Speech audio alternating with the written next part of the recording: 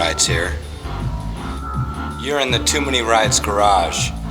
You came here to see some more nurturing. We need to do some more nurturing on the old number 3. It's another day of nurturing that old number 3 back to health. I still have more stuff I gotta take off. I've been making a list of stuff I gotta do. So there's the guy in Marin. Got the bike, had it plated, had the license revoked, so he could only ride it on the dirt. So he never took off the Baja Designs kit, and that's what we're doing here, getting rid of that. Here in California, it would be very tough to get this registered for the street again. And so I'm just gonna have it as a dirt bike.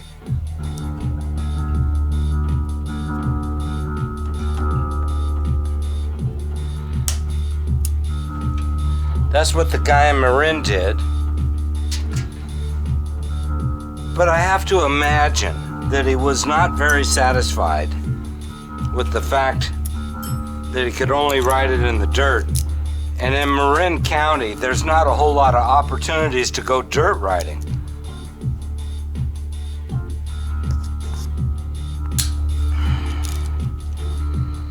I'm just supposing here, just imagining, that it didn't get ridden a whole lot. You can tell it was used.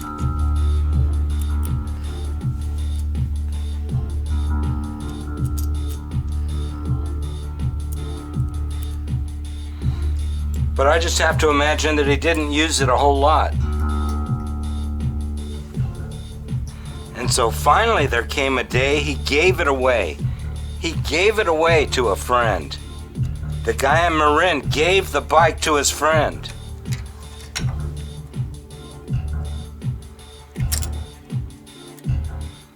And I've met this guy. I don't think he was a whole lot of a dirt rider. What do I need a Baja Designs brake switch for on a dirt bike?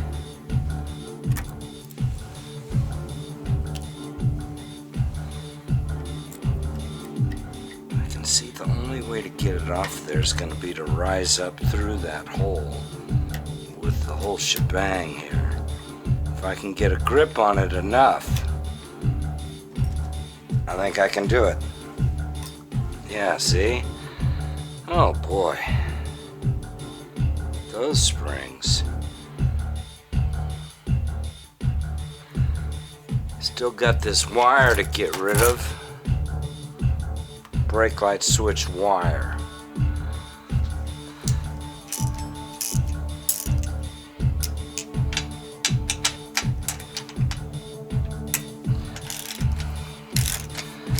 We're gonna have to take off the muffler.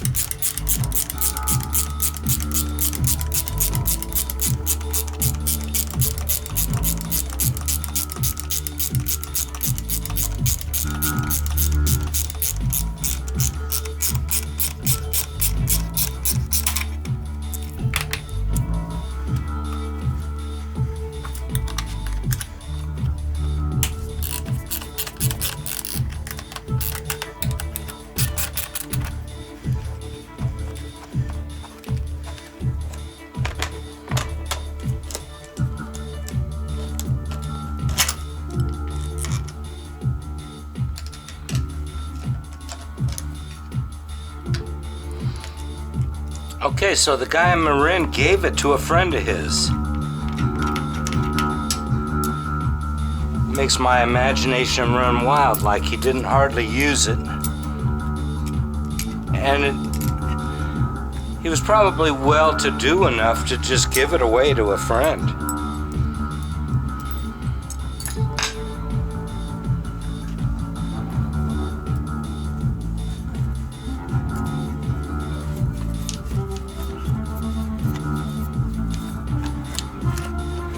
Like I say, the guy he gave it to, I've met this guy.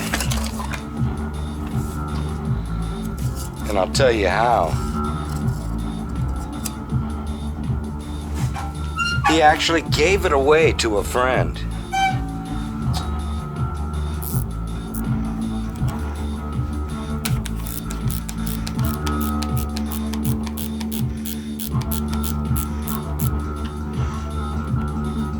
And I've met the guy. It didn't look like too much of a dirt rider, just a play bike kind of guy. But I figure he didn't ride it very much. But it was that guy that put a new carburetor on it. The guy that got it for free put a new carburetor on it. I imagine that was because it sat so long, getting unused in Marin. But they still couldn't get it to run right. They put a new carburetor on it. I don't know what happened to the old one. When I met this guy, he said, "Didn't you get the carburetor and all that other stuff with it?" And I did get a lot of parts with this bike and paperwork, receipts for work that had been done. Receipt for the carburetor, $439. So the guy that got it for free ended up selling it. He sold it for $800 to a kid. And the kid, he only had it 2 days. He just was gonna flip it. He wasn't gonna fix it. He had it for 2 days and I bought it. And I brought it home and I started it up and it wouldn't run with the choke off. It would only idle with the choke on. I mean, it just didn't carburate properly, but I could tell the motor was good. That's what this is all about. This has to be fixed up. There's a certain way that I'm used to seeing an XR600R, but then California came up with stricter emission controls. And an XR600R expels its emissions right into the open air. And for California, they wanted to have that recirculated back into the intake. And so you've got these regular XRs that you're used to all your life. And then they come up with these smog canisters or oil separator canisters. And a totally enclosed vapor system. That's what's on here. And because that's on here, the carburetor is tuned completely differently. And they have a different intake boot. Internally, it's smaller. They've got this whole thing restricted down to the California restriction. The whole thing about fixing this back up, and probably the reason, I'm hoping, the reason the guy who got it for free couldn't get it to run right is he didn't realize it's got a smaller intake here. He bought a carburetor that came with standard XR jetting. Only in California is it jetted funny. So we need to take this off and make it right. Make it how an XR600 should be. That's what we're doing, can't you tell?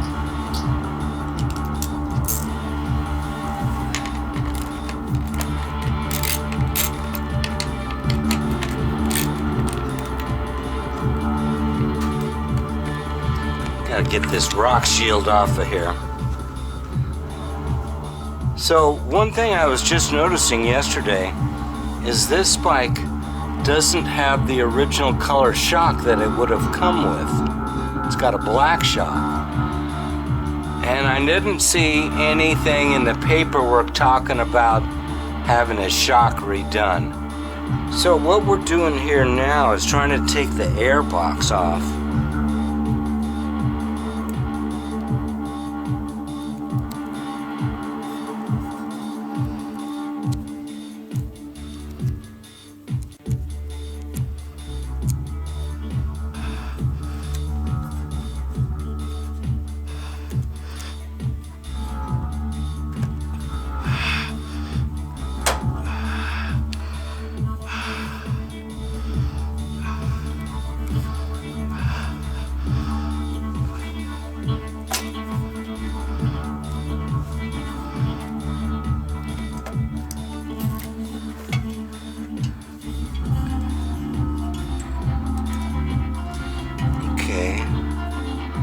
So all of this is good, like you want it to be.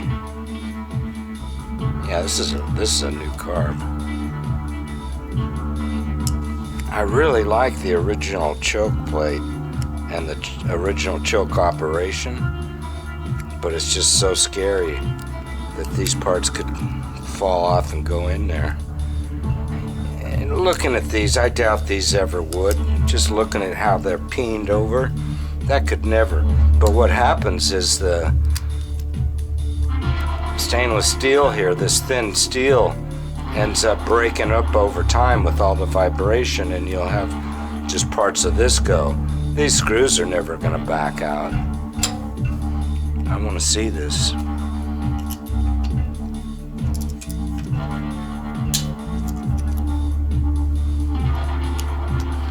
This is the all-important thing right here, ladies and gentlemen. The all-important, I was hoping it would be that easy kind of a thing. We're slowly approaching the moment of truth, ladies. And that is, what size opening is in this intake? Oh, finally. All right, what do you got? Yep. Okay. Now I feel good. Here's the thing, ladies and gentlemen. This is what it's all about, ladies and gentlemen. Here we have an intake that is purposely blocked off. Can you see that in there? That's what you're missing. So they had the carburetor radically tuned to deal with that.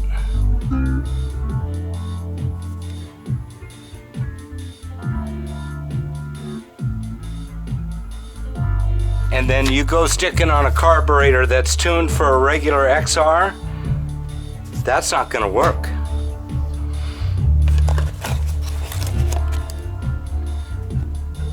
Okay, here's what you want to have. Look at that. You take a regular XR carburetor tuned for a regular XR and put it on a California emissions model intake, it's not going to run right. So what I'm doing with this bike is I'm going to put this bike all the way back to good old xr600 no emission junk. And this is proof that it wasn't right. So I have a really good feeling that I'm going to be successful in this.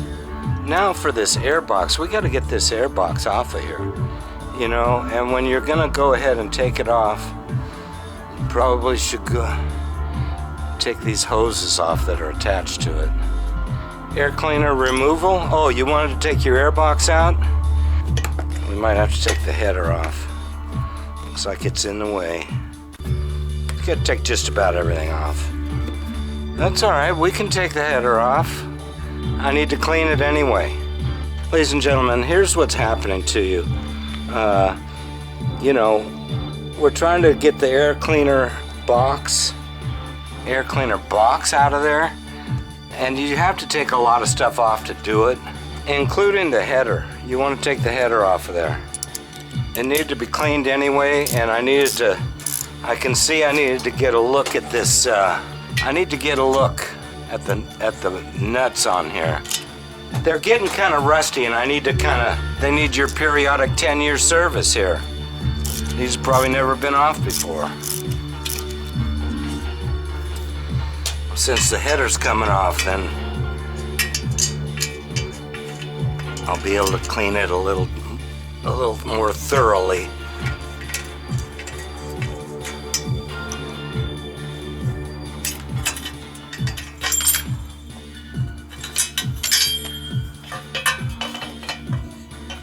Okay, there's your header, and that's why it needs to come off of there. I have to detail that out.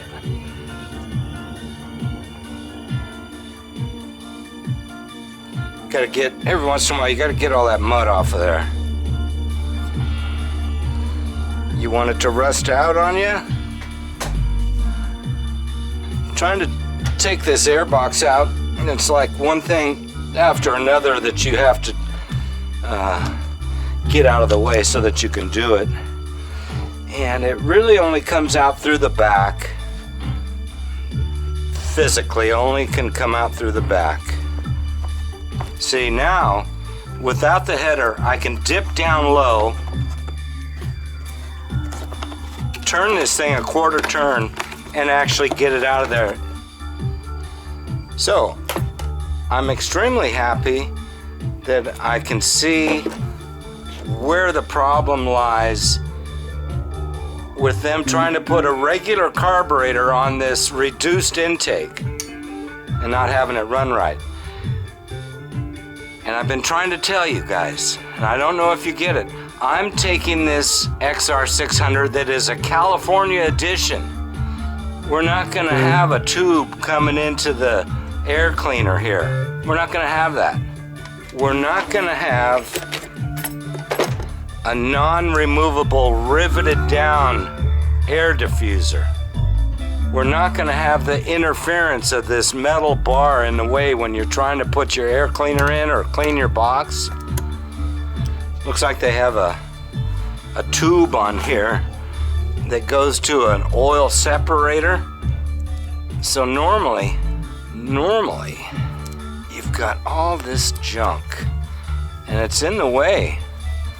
Here we've got it, the canisters held onto the frame, and they've welded a tab onto the frame for that, similar to the CDI hold down thing.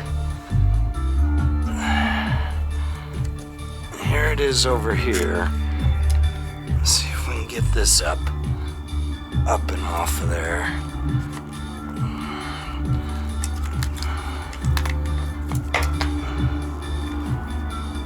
Look at that thing. Whoever routed the stator said, well, I'm not gonna worry about those original routings. I'm just gonna tie it up here because they have an oil separator in the way. I can't even get to it. That's what you don't want on a dirt bike, is stuff you can't get to. There. That's it. So what you've got is vapors from the crankcase blow-by going into the canister, oil filters back down into the motor, and excess air, or so that it can actually breathe, that goes to the airbox here.